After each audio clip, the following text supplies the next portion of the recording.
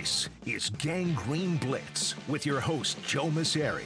Oh, there's a reason they tell you not to overreact to week 1 of the NFL season, and the New York Jets in week 2 showed you exactly why. I am Joe Mauceri here on the Gangrene Blitz, and I am bringing the instant coffee, and with me, as always, is NFL reporter for the New York Post, Ryan Dunleavy. Hey, Ryan, you got any Legos around?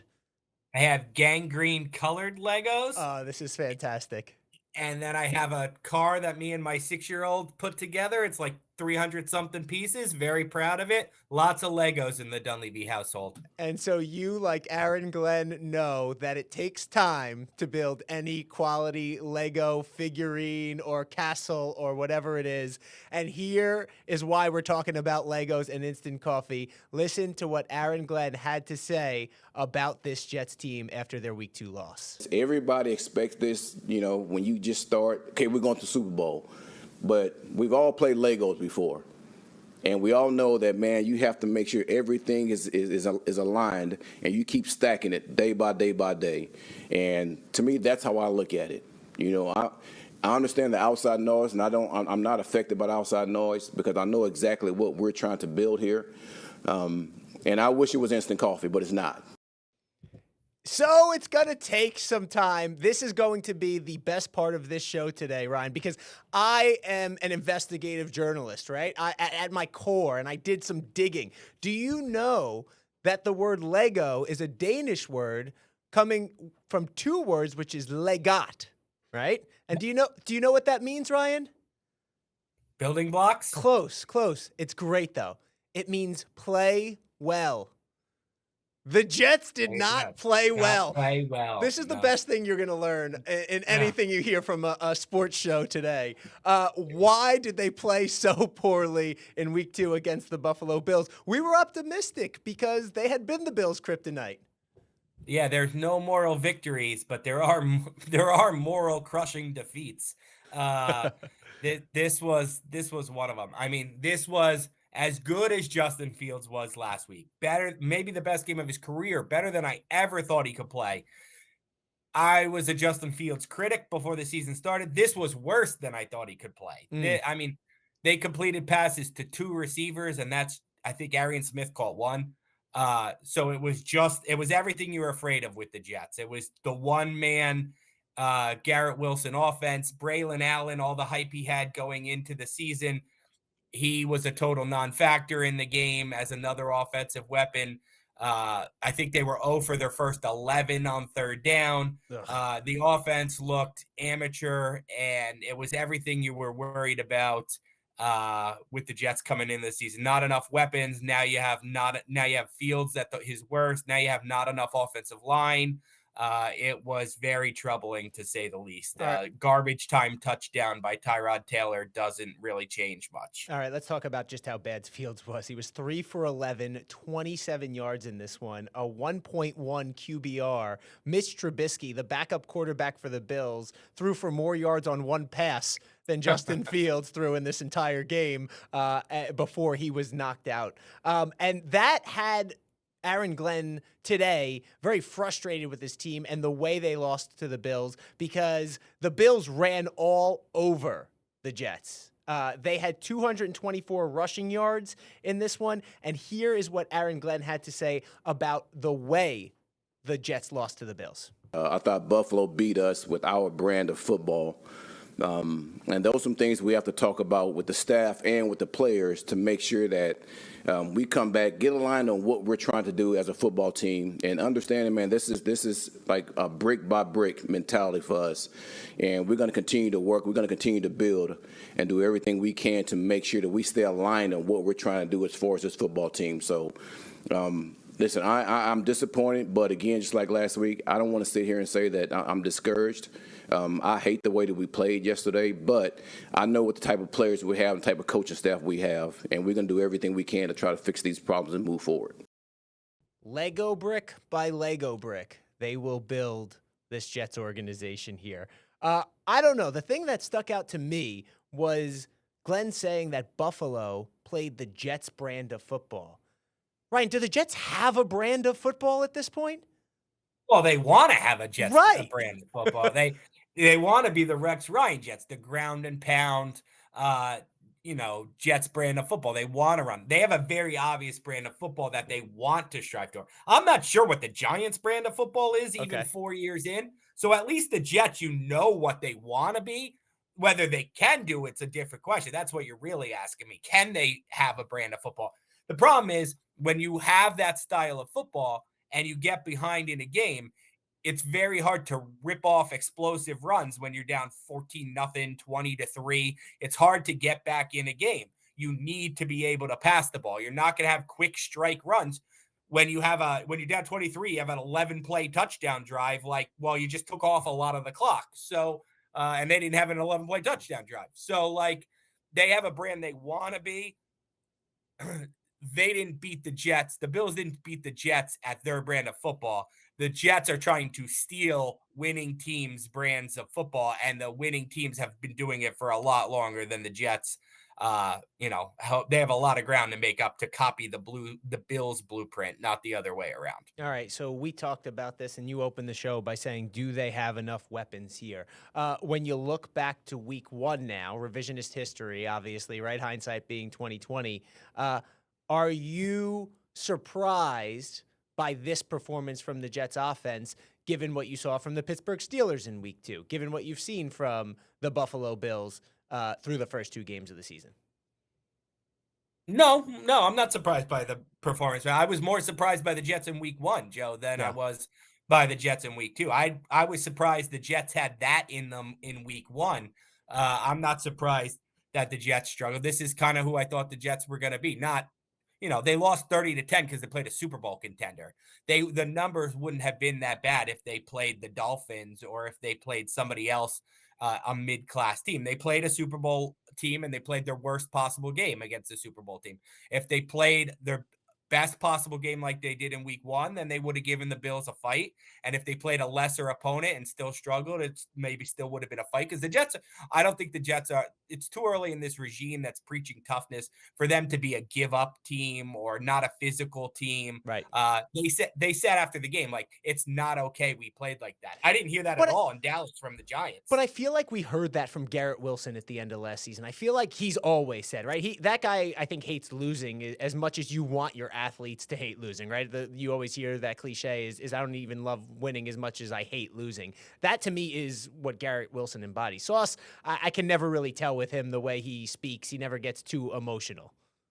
But Cisco said it, and he's a new guy who I think is a voice of Aaron Glenn. He was brought here to be like a voice from the coaching staff to the players. So Cisco said it, and he's a New York native, so he knows what this area is all about, and he knows the instant coffee that's expected here. So he said it. I think, look, I wouldn't just like I didn't buy in too much to the Jets in week 1. I'm not going to say the earth is shattering here in week 2. I think, week 3 against Tampa is another big challenge. Let's see the Jets when they're on somebody who's on their level. Let's see what they do. But yeah, to expect the Jets in their first year of this regime to compete with the Bills is, as much as they've given Josh Allen trouble in the past, and Josh Allen didn't even have a great game yesterday. He was bloodied more than he was dominant. As much as that, I don't think it's fair to ask the Jets to compete with the Bills, who are rolling right now. They could easily be the best team in the NFL. I mean, you look at the running back comparison, right? James Cook, 21 carries, 132 yards, and 2 touchdowns. And then Breece Hall, 10 carries for 29 yards. And I know you fall behind 20-0 in this game pretty early on. And then Aaron Glenn talked about wanting to kick that field goal just so that they could get on the board. And I get what that can do for morale to get off 0, right, and break a shutout for the opposing defense there. But do you think that they needed to just stick with the run more even in this game, despite the fact that they were behind so early? Yeah, I think that's where they're going to have a problem. They're going to want to be a running team, so they have to play close games. Because if you're not, then they have to decide, do we abandon who we are and abandon the run and go to the pass, or do we keep running it and try to beat the clock? So to play hurry up and run, basically. So that's the conundrum that's going to face Tanner Engstrand all year if they're not in close games. I think Aaron Glenn has talked a lot about wanting to be aggressive. I get getting off 0. I think he probably should have went for that down 20-0. There was another time, I think there was like a 4th and 1 deep in their own territory late in the game where it was kind of like a surrender punt where they just, once you punt at that point, you're giving up. Like, you need to go for that first down. Like, when he played in the 90s, everybody would have punted there. Right. The way teams play now, you go for a 4th and 1 on your own 30 if you're in desperation time. And he didn't do that, which was kind of, I think, an acknowledgement like, hey, we're not coming back in this game. All right, we got to take a quick break here. When we come back, we're going to talk about the Jets' defense. And could they be shutting out teams in the near future? At least one player on the team thinks so. We'll be right back with that and more on the Gang Green Blitz. Stay with us. Welcome back to Gang Green Blitz. Welcome back to the Gang Green Blitz. We are talking about the Jets' Week 2 loss at the hands of the Buffalo Bills, and with us always is Ryan Dunleavy, NFL reporter for the New York Post. Ryan, you look at this defense, and they were supposed to be the strength of this Jets team, the identity of this Jets team, and yet they've given up 30 or more points in the first 2 weeks of the NFL season. How surprised are you by what you've seen from this Jets D early on? Yeah, pretty surprised. Like you said, that was supposed to be the part of ground and pound, is playing the pound on defense too, and they have not been able to do that. I think they gave up 403 yards to the Bills. Now, they played one of the best offenses, but they didn't get vintage Josh Allen. They got run on by James Cook. The defensive line has not stopped the run. Michael Clemens had a hideous penalty that goes with the Quincy Williams bad penalty in week 1. So they haven't been particularly disciplined either. So no, I don't think it's been a good start to this era. They're playing more aggressive defense than they did under Robert Saleh, but the results still look very much similar. All right, so who gets the blame for that here? I mean, is this Jets team supposed to start up front and getting pressure on the quarterback? I mean, you play two different quarterbacks, obviously, and you mentioned Josh Allen didn't have a great game for the Bills in week 2, and now you have an immobile Aaron Rodgers, right, by comparison, especially at this point in his career. So you're facing two different quarterbacks. So are you seeing, is it not enough pressure up front? Is that, they look good against the run against Pittsburgh, and then they get gashed by the run against Buffalo. Where are you pointing the finger at this point? Yeah, it always starts up front, right? So nothing happens in the NFL on either side of the line without up front. So I'm going to start there. I'm going to start, obviously, Quinnen Williams is the big money guy there. They have other guys on that defensive line, the front seven, Jermaine Johnson, obviously he gets banged up again, but these are supposed to be their high impact players. It starts with they had two quarterback hits yesterday, 4 tackles for loss. That's just not disruptive enough, especially when a team's running the ball the way the Bills were. So it starts there. But yeah, I mean, obviously you want to force them to pass more and then throw at Sauce Gardner, let him be aggressive, but it hasn't exactly been the same problems both games, Joe, right? Because like you said, they got run on yesterday, and then week 1 they got passed on, and Brandon Stevens was bad in coverage, and as Aaron Rodgers gave up 4 TDs. So they've been gashed one way one week and one way the other week. That's not a good sign, because it basically says that whatever the opponent's strength is, they're going to be able to do. So that would be worrisome. Some big adjustments needed from Aaron Glenn. Yeah, well, Ryan, you mentioned Jermaine Johnson. Michael Carter also got banged up. Tony Adams got banged up. Are we at the point with this Jets team where depth is a real issue on the defensive side of the ball? Certainly up front. I mean, they're playing Michael Clemens. I think he played 42 snaps yesterday on defense because of Jermaine Johnson going down. And when I was in Dallas yesterday and I heard Jerry Jones say that they signed Jadeveon Clowney, I was thinking like, oh, I wonder if he would have played for the Jets, or Zadarius Smith. I wonder if he would have played for the Jets before he signed with the Eagles, because you could kind of tell. It wasn't as obvious as the number 2 receiver, but you could kind of tell in the preseason that the Jets didn't have enough depth up front, maybe more so in the back end. But this is what happens. Injuries pile up. This is the NFL. And now you're going to start signing guys who the average fan hasn't heard of and sticking them into a more prominent role than they should be. Yeah. When you could have had a veteran maybe for a little bit more of an expensive price who at least has earned his stripes. Well, despite the struggles for the defense in the first 2 games, Jamie Sherwood, he was one of the guys who signed a new contract and hasn't really played up to that contract as of yet. But he remains confident that this group is going to get it together. Here's what he said after Sunday's loss. At the end of the day, people are going to say this, say that. It doesn't matter. It's all about the men in that circle, the men who get on that side of the ball, who step on that field. And again, I trust in the man to my left. I trust in the man in the right, the people behind and in front. And that's all that matters at the end of the day. Like I just said, believe in the process, trust in what we got going. And again, we will get over that hump. And next thing you know, we'll be shutting teams out soon. Instant coffee. We'll be shutting teams out soon. Is this just delusion or is there anything? Do you see, give Jet fans is there any hope on this defense that you see right now that they can get to that point? No, they're not getting to the point of shutting teams out. Like, they'll be better. Like, they'll be better as the season goes along. They do have talented players. They're still learning Aaron Glenn's scheme. They'll get better than they were yesterday against the Super Bowl team. But getting to the point of shutting teams out, like, they're not the 2000 Ravens. Like, they're not even the 2023 Jets. Like, so no, I mean, there's a fine line in the NFL between like belief and like saying things that are silly and shutting teams out. Like, it's great he believes in his cast of guys. They're not shutting it. The Jets aren't shutting teams out on their regular with this defense in any way. Yeah. Instant coffee. Joe, I've never had a cup of coffee in my whole life. Never?